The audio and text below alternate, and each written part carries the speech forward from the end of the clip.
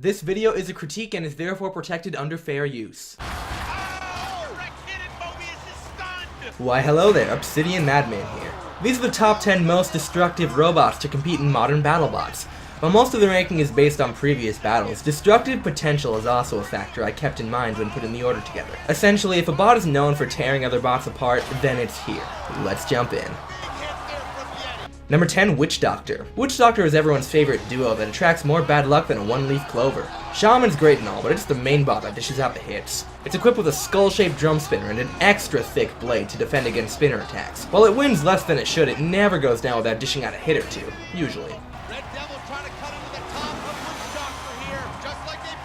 Number 9, Complete Control. Instead of using kinetic energy to scrap its victims, this bot uses heat. It'll grab and burn whatever falls into its claws as it holds its prey up to the audience. In due time, this bot will claim more victims, but for now there's only one battle where he pulled it off.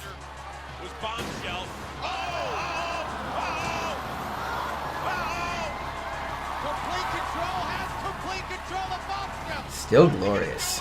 Number 8, Season 2, Bite Force. Potential, yes. Execution, questionable. This iteration of Bite Force deals a gnarly vertical spinning bar that could have been great. A friend of mine told me that if it ain't broke, then don't fix it. But then we wouldn't have gotten this.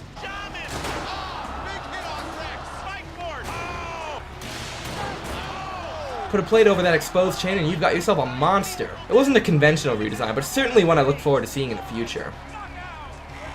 Number 7, Beta. Ever had a washing machine dropped on you? Apparently John Reed has, and he turned that mode into a robot. Beta is the first hammer bot in modern Battlebots to not suck. Its destructive power comes not only from the point at the end of its hammer, but also the swing radius. Even though John couldn't get many shots in, the shots that do land leave marks.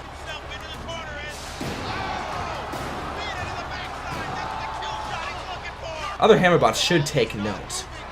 Number 6, Bronco. 6 wheels, 1 flipper, maximum hang time. Bronco is the king of the few flippers in Battlebots, letting gravity do the dirty work. Bronco has one job, launching bots into the air and letting them crash to the ground.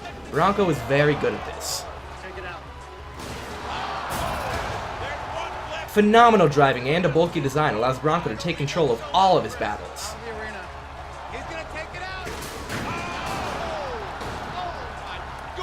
Number 5, Nightmare. I'd like to emphasize that when robots are in the box, they look smaller than they actually are. Knowing this, Nightmare becomes even scarier. The terrifying saw is about 3 feet in diameter and doesn't take prisoners.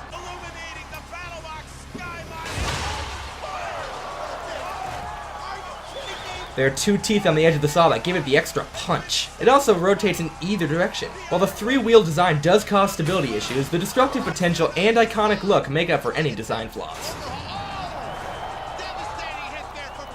Number 4, Ice Wave. That is a 47-pound blade that is traveling 300 miles an hour. Well, there you go. Ice Wave is a nasty spinner with gray tips at the end of its blade, making it difficult to see. It's not good at self-riding, but it is good at ripping faces off of other bots. Here's to a Season 3 comeback. Before the top 3 are revealed, here are some honorable mentions.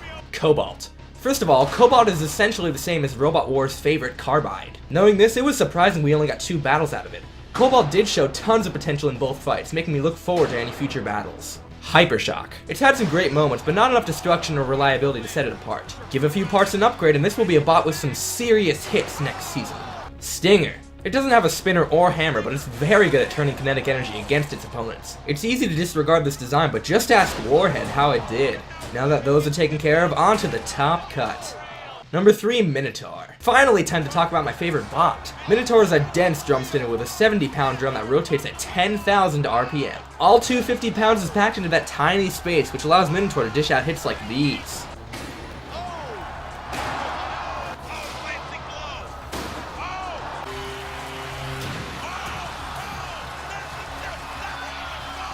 The drum has only 1 tooth, which gives it more opportunities to catch on to something. Hide your children and shield your lights whenever this bot comes into the neighborhood. Number 2, Son of Waiachi. Taken out of retirement to settle a bet, Sal uses 3 meat tenderizers to obliterate any and every robot that ends up in its way. I heard from somewhere that the weapon system alone takes up half the bot's weight. And what can this weight do, you ask? Creepy crawlies might be having second thoughts.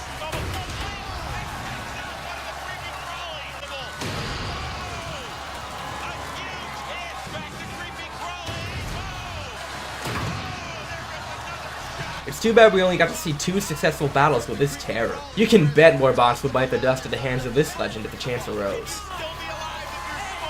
Finally, number 1, Tombstone. Who else? As the king of horizontal spinners, Tombstone brandishes a thick metal bar that takes up half the bot's perimeter when spinning. This offers more defense than the show gives credit for, as this makes it harder to make contact with the body or take out the wheels. But all that's really important is how well Tombstone rips its opponents apart.